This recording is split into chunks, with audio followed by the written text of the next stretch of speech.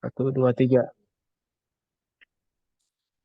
Assalamualaikum warahmatullahi wabarakatuh. Yang terhormat Bapak Alda Ramadika selaku dosen pengampu mata kuliah Sistem Informasi Manajemen. Perkenalkan, nama saya Siti Komaria, perwakilan dari kelompok 8 yang beranggotakan Ahmad Yani, Siti Komaria, dan Vivia Aryadi Eka Setya. Di sini saya akan menjelaskan materi mengenai sistem informasi strategis dan sistem antar organisasi. Untuk mempersingkat waktu, langsung saja saya akan menjelaskan materinya. Next.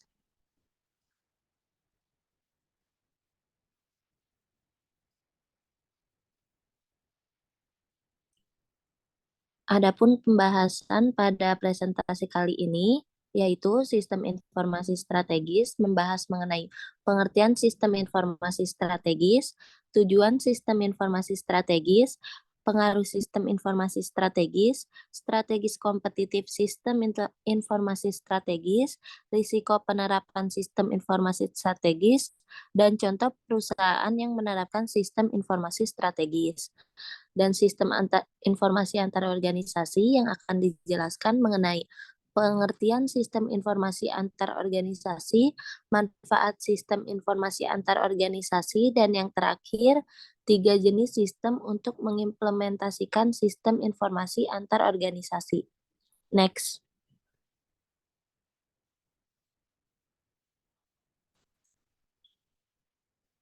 Adapun pengertian sistem informasi strategis secara umum, sistem informasi strategis adalah sistem informasi komputer yang digunakan pada tingkat organisasi yang mengubah tujuan operasional, produk, jasa, dan hubungan lingkungan untuk membantu organisasi memperoleh keunggulan yang kompetitif. Sedangkan menurut ahli, yaitu menurut Martin 1994, sistem informasi strategis adalah alat untuk mengimplementasikan strategi dengan menggunakan informasi, pengolahan informasi, dan komunikasi informasi. Next. Selanjutnya, tujuan sistem informasi strategis.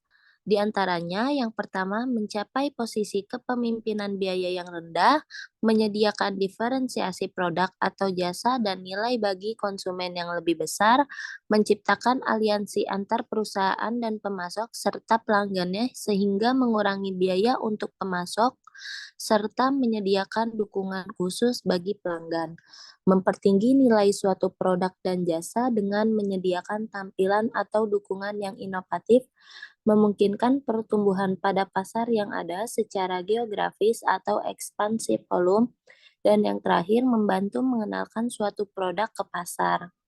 Next. Selanjutnya, pengaruh sistem informasi strategis.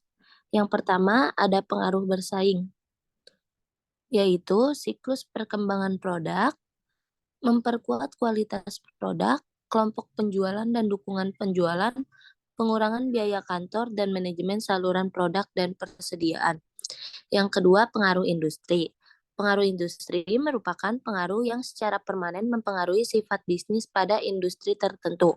Pengaruh industri diantaranya ada siklus hidup produk, skala ekonomis pada produksi, perpindahan dalam tempat nilai tambah, kekuatan menawar dari pemasok, dan yang terakhir, penciptaan berbisnis baru. Next. Adapun beberapa strategi kompetitif sistem informasi strategis.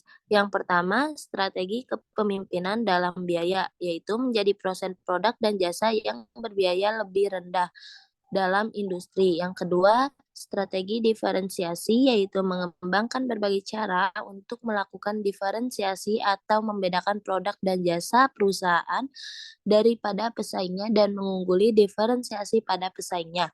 Yang ketiga, strategi inovasi, yaitu menemukan berbagai cara untuk melakukan pengembangan berbagai produk dan jasa yang unik atau masuk ke dalam pasar atau segmen pasar yang unik.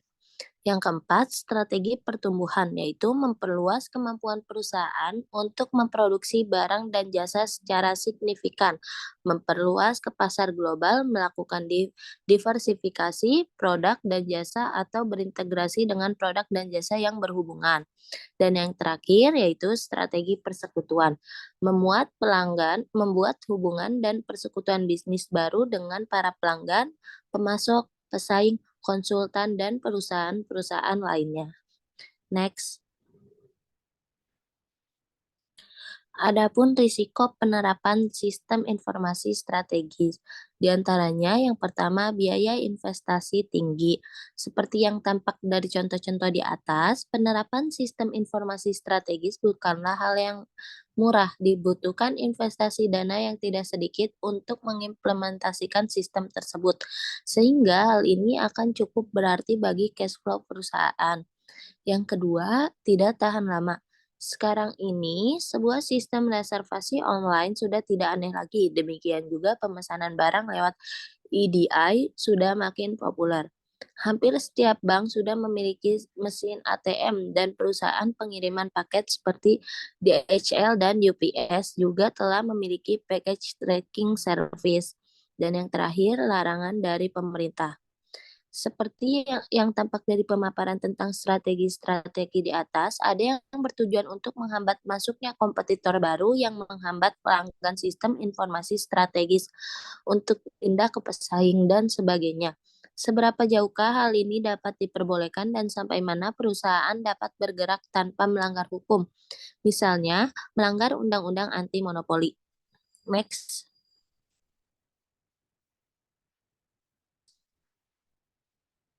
Di sini terdapat contoh perusahaan yang menerapkan sistem informasi strategis, di antaranya Sabre dari American Airlines. Sistem ini kemungkinan besar dapat disebut sebagai sistem informasi strategis yang pertama di dunia, sebab Sabre telah dikembangkan pada masa sebelum komputer menjadi populer, dan kini telah berusia kurang lebih 40 tahun. Yang kedua, ada Analytic System Automatic Purchasing atau ASAP dari American Hospital Supply. Yaitu sistem ini adalah sebuah Electronic Data Interchange atau EDI yang dipasang oleh American Hospital Supply sehingga menghubungkan perusahaan ini dengan rumah sakit-rumah sakit yang menjadi pelanggannya. Yang ketiga, terdapat package tracking dari Federal Express, yaitu apabila seorang mengirimkan paket lewat FedEx, maka dia akan memperoleh sebuah nomor paket. Dengan bekal nomor tersebut, maka dapat mengakses situs web FedEx, kemudian mengisikan nomor tadi. Dalam sekejap, lokasi paket itu akan diketahui beserta rute perjalanan yang telah dilaluinya. Dan yang terakhir ada Automated Teller mesin ATM dari Citibank. Citibank memperkenalkan teknologi Electronic Funds Transfer atau EFT kepada masyarakat menggunakan mesin-mesin ATM. Hal ini mendorong keunggulan kompetitif Citibank terhadap bank-bank lainnya dengan cara memberikan jasa pelayanan yang lebih baik kepada nasabahnya, serta mengurangi biaya operasional bank. Next. Selanjutnya, penjelasan mengenai sistem informasi antar organisasi. Yang pertama, pengertian sistem informasi antar organisasi yaitu suatu kombinasi semua perusahaan yang terkait sehingga mereka bekerja sebagai suatu sistem tunggal. Mereka semua bekerja sama dengan mencapai tujuan bersama yang diinginkan. Perusahaan-perusahaan yang membentuk sistem informasi antar organisasi disebut mitra dagang atau mitra bisnis. Next. Manfaat sistem informasi antar organisasi. Yang pertama, efisiensi komparatif, yaitu pada para mitra bisnis dapat menyediakan barang dan jasa dengan biaya yang lebih murah dari para pesaing mereka. Perbaikan efisiensi dapat berasal dari dalam dan berkaitan dengan organisasi. Perbaikan-perbaikan dalam operasi perusahaan tersebut sehingga dapat mengumpulkan data dan menganalisisnya lebih cepat serta membuat keputusan lebih cepat dan tepat. Yang kedua, kekuatan tawar-menawar, yaitu ini merupakan suatu kemampuan untuk menyelesaikan dengan pemasok dan pelanggannya yang menguntungkan dirinya. Kekuatan tersebut berasal dari keistimewaan produk yang unik, penurunan biaya yang berhubungan dengan pencarian, dan peningkatan biaya. Next. Selanjutnya, 3 jenis sistem untuk mengimplementasikan sistem informasi antar organisasi. Yang pertama ada intranet, jaringan internal perusahaan yang terhubung antara kantor pusat dengan kantor-kantor cabang yang terpisah secara geografis. Yang kedua, terdapat internet, yaitu jaringan komputer publik yang merupakan penghubung perusahaan dengan pelanggan atau pasar. Dan yang terakhir ada extranet, yaitu jaringan yang dibangun sebagai alat komunikasi antar perusahaan dengan rekanan bisnisnya seperti pemasok, distributor, dan lain sebagainya. Next. Selanjutnya, contoh perusahaan yang berhasil menerapkan sistem informasi antar organisasi yaitu Bluebird Group. Bluebird Group merupakan market leader dalam bisnis transportasi. Bluebird sudah menjadi brand yang kuat dan dikenal luas oleh masyarakat. Diawali dengan armada 25 taksi pada tahun 1972.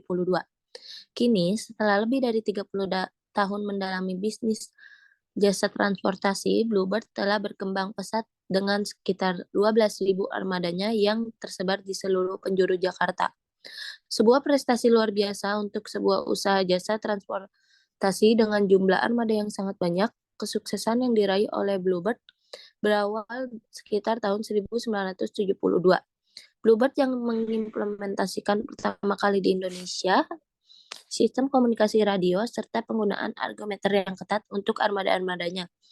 Jejak langkah Bluebird ini diikuti pula oleh perusahaan taksi lainnya yang beroperasi di Indonesia. Kesimpulannya, setiap perusahaan membutuhkan keunggulan kompetitif untuk dapat bertahan dalam dunia usaha yang tingkat persaingnya semakin lama semakin ketat saja. Salah satu cara yang dapat ditempuh perusahaan adalah dengan mengandalkan sistem informasi berbasis komputer, dengan menggunakan sebuah sistem informasi strategis dan antar organisasi. Cukup sekian presentasi dari saya, kurang lebihnya mohon maaf. Wassalamualaikum warahmatullahi wabarakatuh.